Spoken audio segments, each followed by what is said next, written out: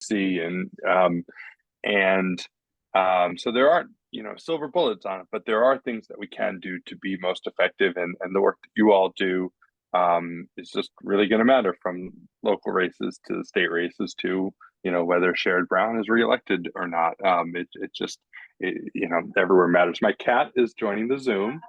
This is Reggie. He does not like to be kept out of the office, so he's making a little appearance here. So I'm gonna share my screen, and hopefully it'll project well for you all. But gonna kind of go through some slides that'll. Actually, if you could make me a co-host, John. Oh, yeah, yeah. Thank you. Can do. Hold on. No problem. But I'll just start talking that fundamentally. So what Rust Belt Rising does is we're helping Democrats be understood as the party of working people again. And we're doing that by learning from the best campaigns across the Great Lakes region. So we work with Democrats in 6 states: Ohio, Wisconsin, Michigan, Pennsylvania, Illinois, and Indiana. Hey, and excellent. Thank you. And to be able to draw on research, and again, draw on the best examples for how we message better and how we organize in strategic ways. And so everything we do is free, and we have pretty much a Zoom free training every 1 to 2 weeks. And so you definitely sign up on rustbeltrising.com to get the invites for the trainings, because this we just have we have a good one coming up next week on little digital things that you can do that help reinforce the in-person outreach you're doing to voters. This week we had one on Facebook ads, using Facebook better. 2 weeks ago on messaging from one of President Obama's speechwriters. The week before that on organizing. So we have a number of good ones coming up in the weeks ahead. So just sign up to get those invites and join when you can, when it's of interest. And we provide free coaching to candidates to help really bring forward their authentic message in the most effective way possible.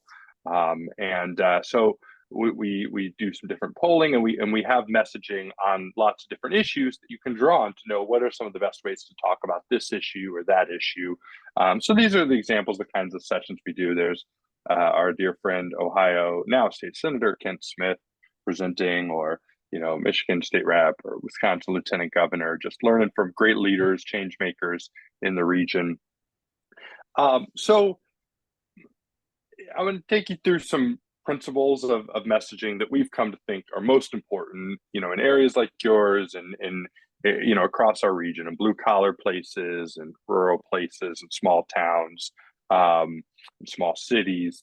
And it really starts with just stories and sharing our personal experiences. You probably have had people say like, "Oh, I can't go out canvassing. I need to do my research first." And really the answer is like, no, you just need to know why you're there. Because humans, and John was alluding to this relative to values, which I'll get to in a minute. We trust based on personal experiences, based on stories. We do not trust based on facts and figures. And there's just interesting research on this that, someone like kind of from the other side of the political spectrum, they are much more likely to believe something you tell them if it's in the form of like I was calling to try to get, deal with these insurance companies to get my mom the care she needs, or some kind of personal story. Hey, now I'm being able to get hearing aids thanks to President Biden for much the best quality I've ever had, or is lowering prescription drugs, and the child tax credit, I was able to get soccer lessons for my kid, or whatever it might be. But we trust through stories, and it gives us gut level trust. And so we want to encourage our candidates to really lead with their story. And that story could be about a challenge they faced that, made them make a choice that shows a value that's important to them, why they're choosing to run. I started this Main Street business, and and we had to, take on these competitors, but we did it, for our town. And now I want to make sure that, we raise wages all over this town. Or, my daughter at our school the school funding was going to be cut for a program that she relies on. And so I decided I want to run to make sure our schools are funded, So sharing kind of the why you're knocking that door, why you're making that call, why that candidate is running. Purpose causes belief. If we know what is motivating you, that gives us investment in you. Again, this is just how human beings are. This is just the way we work. And so as you have some candidates who are putting their hands up to run, and again, I can help them with this, but sometimes their inclination is to kind of like lead with their resume and kind of a policy platform. And it's important to know what you want to do, to be people of substance, but we really want to push them to share more of their narrative of kind of their story, because that's going to draw people into relationship with them in a way that, like, oh, I was the bar president from 2019 to 2021. Like, that doesn't, but I fought cancer and wanted to make sure I had the care I need, and Republicans are trying to cut it, and that's why I'm running. Like, okay, that's a story. That's causing belief in you. And a lot of really good political campaign stories, they have this arc of starting with you, like self. Again, like I had never imagined I'd run for office, but then I saw that the town might be cutting funding for our high school, and then us, like, what's happening overall. And I know so many parents who are worried about the same thing because we want the best for our kids. And then now, so that's why if we vote in this election, if I get your vote, we can make sure our school has the funding it needs. So do you see that arc that takes it from what's motivating me to what we're all feeling, because an election is ultimately about the voters, and to an action to take. So self, us, now is a good foundation for a lot of stories, but just to be even simpler, again, just the why is what matters.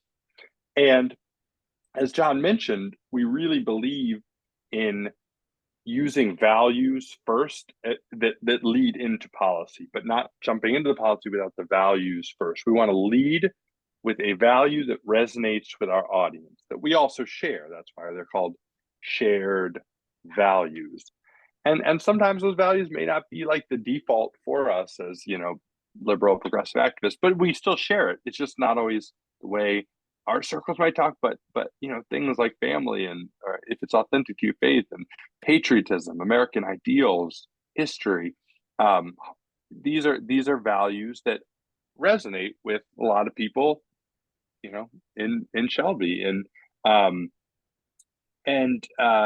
when we start with the value, so one of the values we found is that works across every community in the Midwest is hard work. We believe in hard work. Sherrod Brown knows that, right? He talks about the dignity of work. And if we start with the value, if we say, I believe there's dignity in hard work, and people's work should be respected. Like, someone's going to agree with that. And if someone agrees with the first thing you say, they're more likely to agree with the second thing you say. So then I could say, but it's wrong that hardworking people aren't getting, can't get the care that they need, or, are not getting paid enough. So the value showed us a problem we have.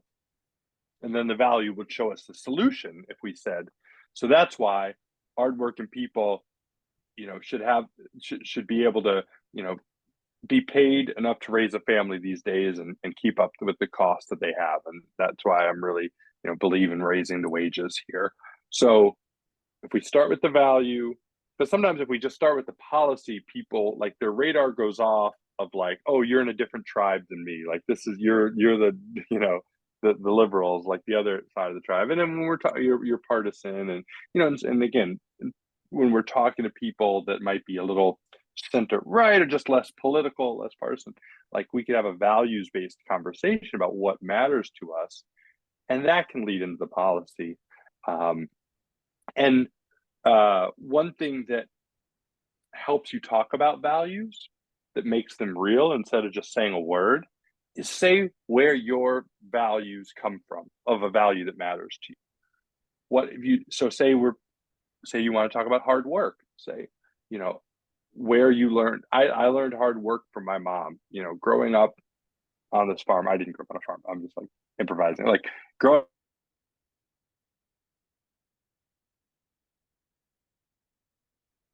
using us with that value. I learned service from my grandparents who, served in World War II, and I learned a sense of fairness from my dad, who really, taught us that, we give the shirt on our back for someone else. Like if we share that, again, we're having a human conversation. There's a partner organization of ours called the Rural Urban Bridge who says we got to talk like neighbors. We don't need to sound like activists. We are activists. We want to be activists, but like we want to sound like neighbors. And we want to have human conversations about our families and the things we're worried about and things that are important. But those values will bring in, they bring in emotion and they lead to action and they drive stories. And so saying where they come from can bring them to life, as Rust Belt Rising leader Veronica Adams taught us. And so, and also when you start with the value, it can be a very like uplifting and empowering start. Sometimes if we just, sometimes as liberals, we can come off a little overwhelming in the sense that like someone just feels like I can't solve all the problems of the world if we just come in like the world is overheating and it's gonna, end all human life. And it's just like, oh, I'm just trying to get my kids to bed. Like, I don't know what to do with that. But if we start off with something, hey, we really believe in, what this area can be for future generations and really want to preserve the things that we love here, the land and the water and rivers and lakes and okay, like I'm drawn in, like then that's something I believe in. And so again, I just want to impress upon you that a policy is not a value. Values explain why we need the policy. Sometimes I do these workshops and I say, what's a value? And someone might say, equal funding for education. And it's like, no, I believe in that. That's a good policy. But let's start with the value. A value is family. A value is community. Here are some examples of values. These are things that we want to start off talking about. These are words we want to see in our Facebook posts and in our conversations, opportunity, change, family, hard work, community, progress, empathy, American ideals, respect, the rural way of life. When we're talking to rural voters, we want to make clear like why we love living where we live. There's an inaccurate, unfortunate perception that like Democrats think, like cities are better and that's not true. But so we want to talk about what we love about where we live, and and certainly our cities, our towns' values. The thing you love about Shelby, and why you believe in living in Shelby, and like we get a lot of credit with voters when we start with that. So putting that together, here's like what a message could sound like when we start with values. I believe hard work should still matter in America. Employers should respect people's work by paying them what they deserve. People are working so hard and they shouldn't have to choose between groceries and seeing a doctor. That's a relatable, accessible choice. That's why we're focused on creating good jobs with wages you can support a family with, healthcare you can afford, good education for your kids, and a decent retirement. Those are the things that we want to remind people of, the things that they liked about Democrats, which is like those bread and butter economics of, good jobs, good healthcare, good schools, and protecting Social Security. So that's how a message can flow from a value into a value, and then a problem, and then a solution. And I really try to encourage us as Democrats to use language that help people see the difference it's going to make in their life, like people centered, accessible, simple language. And one way to do that is to just say what a policy will do for people instead of just like saying the policy name, the jargon, the process. Just say what it'll allow someone to do. So that's the difference between saying like we need a new, a child care program here in Shelby, and saying like you're starting with, I really believe, like, you should be able to have your kids in a place that you can trust and afford, and so that's why we need increased childcare, in this area. Or if it was paid leave, like instead of just saying paid leave, say like at the most difficult moments, you should be able to be there for your family. So that's why we need a child care paid leave program or something. No one should have to go to work when if you're sick, you should be able to recover. Things like that. Just be specific and bring people into it. What does this mean for a family? And get to the heart of the issue. And so policy facts don't always do that. And we want to center working people as the heroes in our messaging. This comes from a cool project called the Winning Jobs Narrative, where they really talked about how a lot of Democratic messaging makes it sound like government is the hero, but government is the supporting player. Working people are the hero. And so talk about who we're fighting for, who we care about, who we're focused on. And that is the best way to kind of erode the advantage Republicans have on the economy, even though they trash it every time they're in power. But when we remind people, we're fighting for Main Street businesses and labor unions, and working people and farmers and retirees and nurses and teachers, and just like say who we're fighting for, and then the policy is like allowing the tools and opportunities for people to get ahead. A lot of times we talk about like, and I was really guilty of this. I use the word help a lot, like the government is going to help, and like a lot of times people are kind of stubborn, like as Americans, like we think we can get ahead. We just need some of like the tools and the opportunities, like affordable higher education or skills training programs, like healthcare. So just kind of think of things a little more in that frame, I think is helpful when we're talking to working people, and knowing that which do people choose to put on the front of a cookie mix box? Do they put the ingredients on the front, or do they put the cookies on the front? The marketing whizzes spending millions of dollars on their testing, they found you put the cookies in front. And why this applies is as liberals, we often put the ingredients in front. We lead with saying, if we, raise this tax and have this commission, we're going to be able to, have a program that costs, $5 billion and blah, blah, blah, blah. And like and I saw that playing out in the Build Back Better stuff. And it's better to say, we're going to make sure that you can, get have childcare you need, and the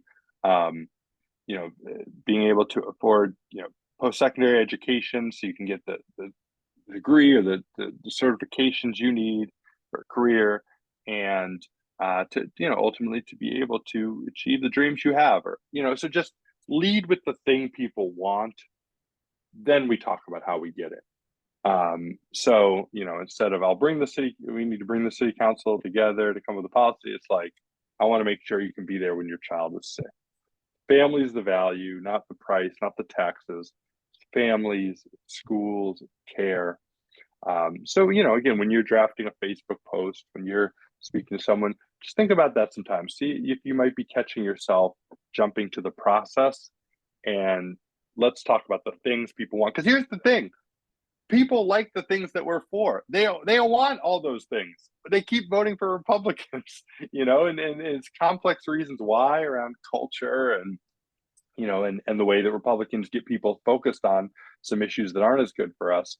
But they still do want health care. They still do want Social Security. They do want affordable higher education paths to careers for their kids. They do want their schools to be funded. They do want their water to be clean. And so, let's remind people of these. So here's just some examples of like taking policy language and saying it in plain terms. You could say, we want to make sure your child is healthy and they get the care they need. That's why we want to increase insurance plans. Instead of leading with, we need more environmental regulations, we could lead with, we need to make sure your family's water is clean so that they're healthy and our community is clean. And we can say we need to pay people fairly so they can make ends meet and they can contribute to our community as they want to. That's why we got to increase the minimum wage around here. So starting with the what it's going to do and making sure that we're saying what we're for, not what we're against. I'm sure some of you probably remember the Don't Think of an Elephant book from 15 years back, how if I say don't think of an elephant, you think of an elephant. Like Democrats are still falling into these traps where we are trying to negate the things that people are saying about us. So say what we seek, not just what we oppose. Say what we're for, not just what we're against. And we want to offer a vision of, again, what Shelby can be, what Ohio can be. Paint that picture for people, imaginative language. And so you see us falling into this trap where they'll say like, oh, they want to raise taxes. And we say, oh, well, we're going to raise this tax, not this tax. Instead of just saying like, we want to make sure our roads are fixed, our streets are fixed, and our schools are funded. That's what people want. When people say, oh, Democrats want to defund the police, like, we shouldn't say, we want to make sure everyone is safe. We want to do things that are going to help everyone be safe. So just look for examples like that. Like, hey, am I regurgitating the other thing to agree with it, to disagree with it, and thus spreading it more, spreading the lie? Or am I speaking my truth? I'm sure you heard a lot of this in Ohio, from the Trumpies of like, oh, there's all this election fraud and people, then Democrats sometimes are like, well, it's very rare. There's sometimes election fraud, but there's not much election fraud. It's like we should have been saying like, elections are free and fair. Elections are administered by patriotic elders in our community who are making sure everyone's vote counts, and politicians don't get to choose whose vote counts and who doesn't. Say the reality. And then one thing that's really important in order to make gains, in a place, in Richland County, when we know, we're up against some challenging trends, and being a Democrat is not enough to win. We have to win over some other folks. Talk about local issues and start with local pride. We take for granted the credit you get with a voter when you just start off with the things you love about your area.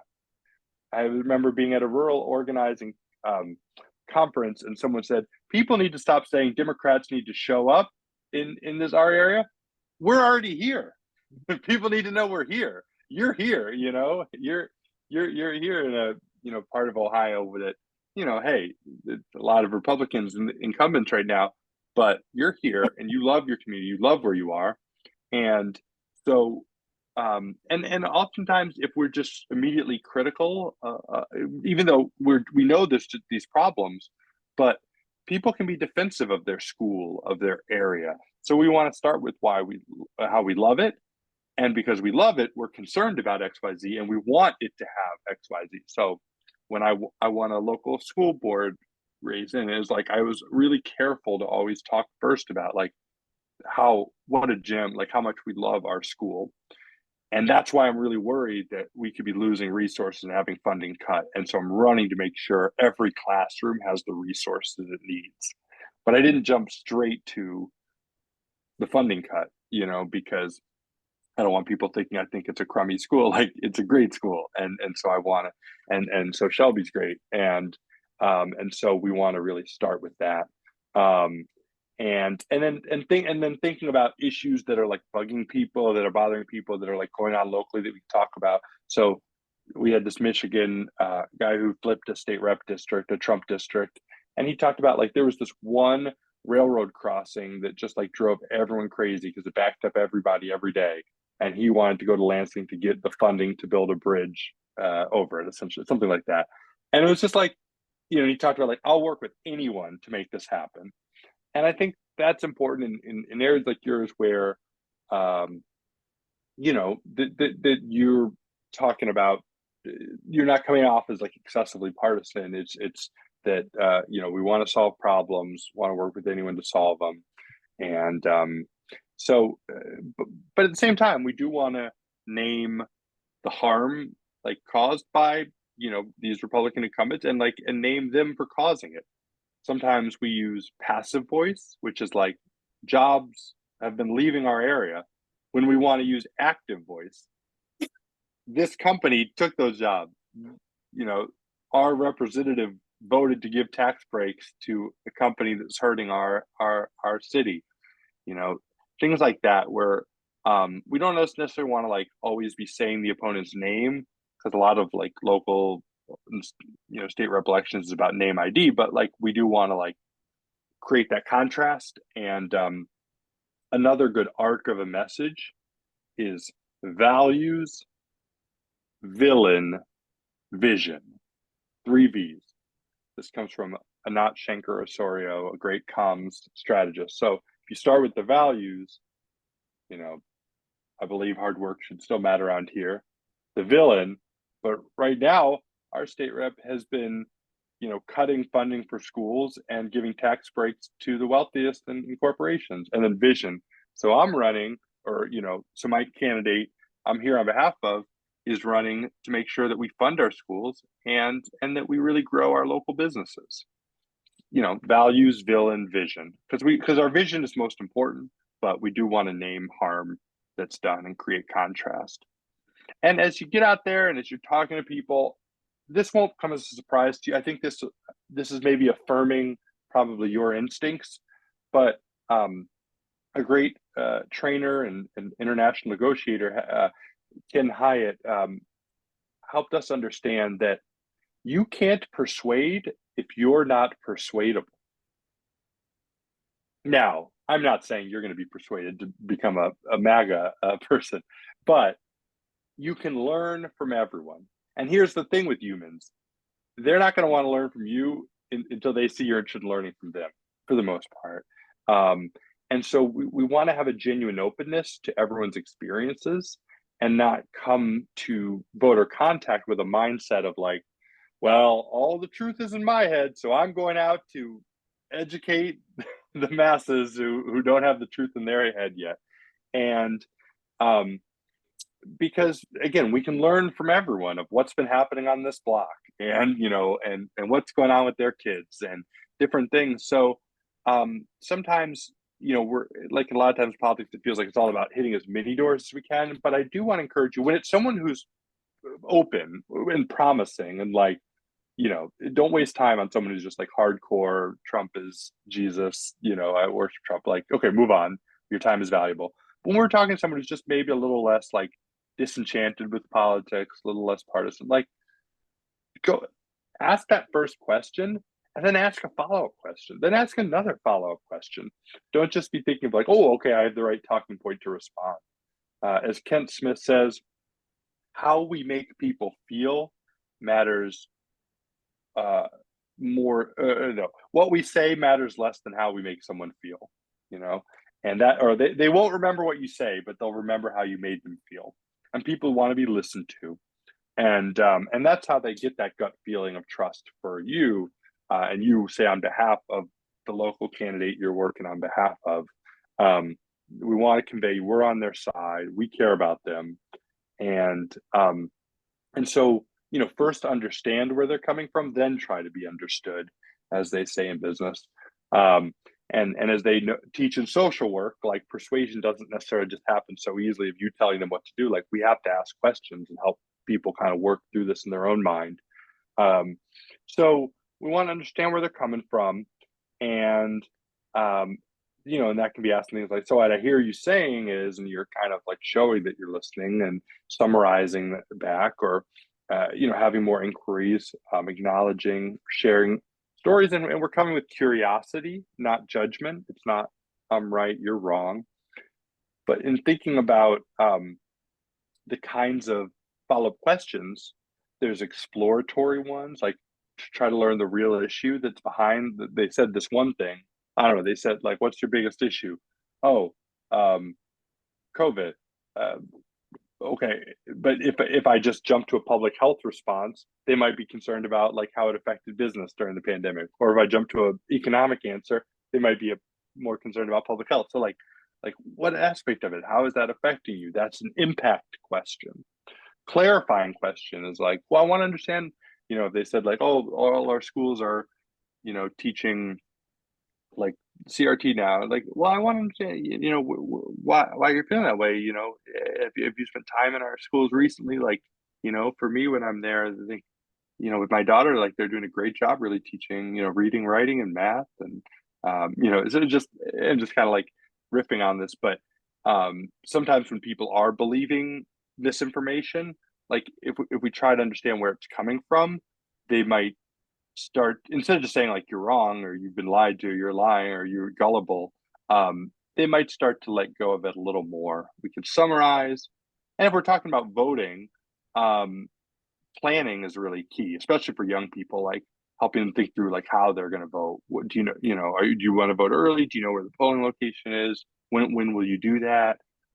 People want, like if they make a plan with you, they're more likely to do it. So people don't like to be proven wrong. We want to encourage and affirm on this journey, and how we make them feel. It's more important than the thinking. And knowing that the strongest point is not always the most effective one. So, like, say they're like, guns is a big issue for them. Is it more effective to say, well, if you look at the research, all the countries with more guns have more violence, or is it more effective to say, listen, every time I send my daughter to school, I'm worried about after school, shooter drills. I think we should just make sure that everyone, you can pass a background check to make sure that guns aren't in the wrong hands. Like the latter one, even though it's less of a strong logic, but it's less threatening, and someone's going to agree with that.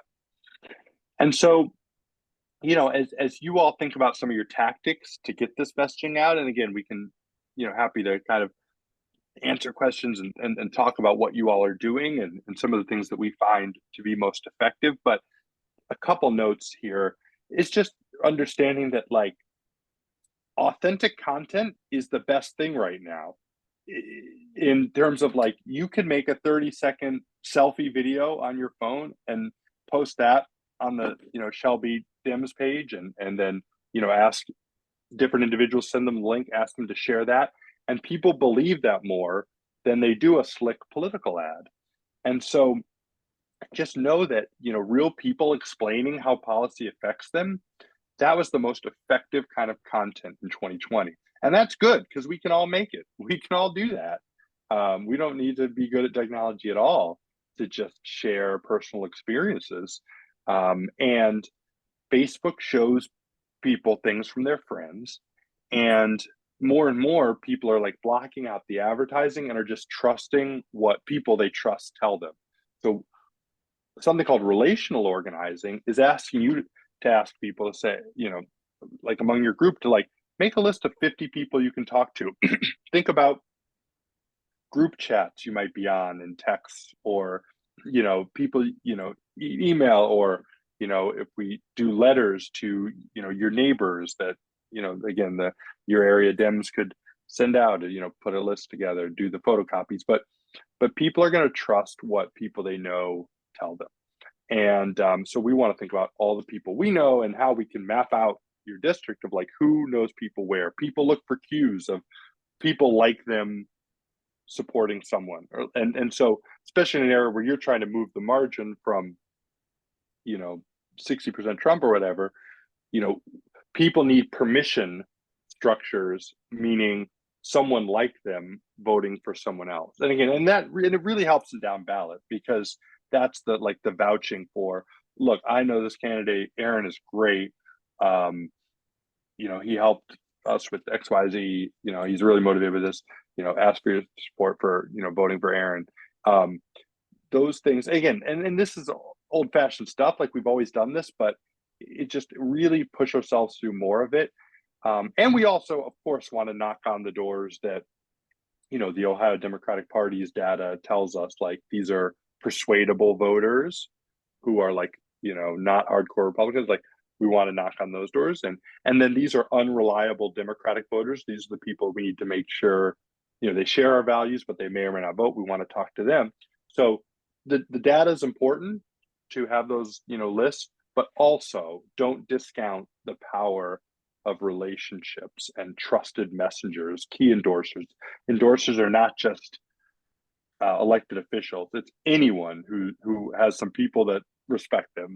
This person goes to this church, this person goes to this school, or their kids go to this school. Like, think about it, of who can talk to who, and we got to ask people to do that.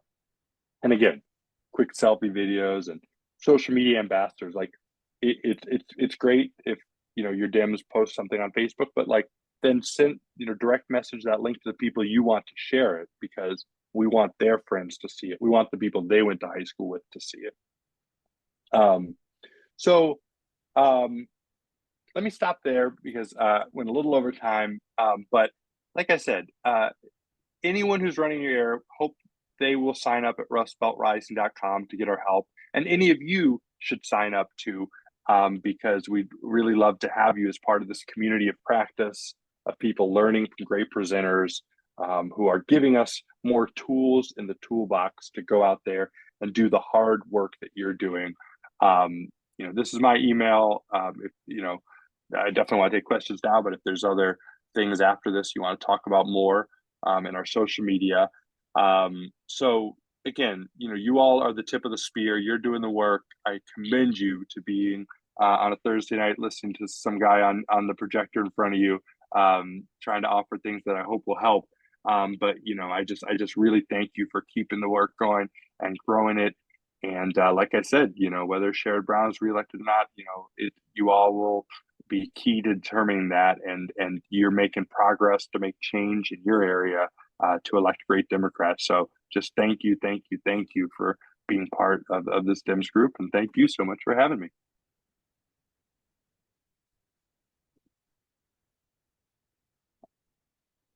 Any questions for Paul? Garland. Paul, my name's Garland Gates. I've been around for quite a long time in politics. I started in 1972 with George McGovern's campaign, so that gives you some background. Nice. Nice. I just on Tuesday, as a matter of fact, finished reading Rachel Bidekoffer's book, Hit 'Em Where It Hurts. Good. And passed it off to Vanita, who's our county vice chairwoman.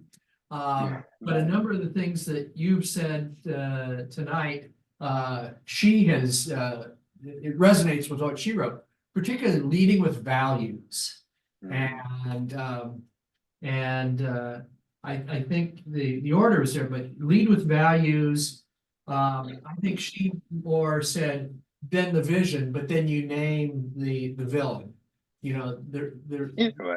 Republicans want to take away your freedom. Republicans want you to, regarding Social Security, Republicans want you to work until you die.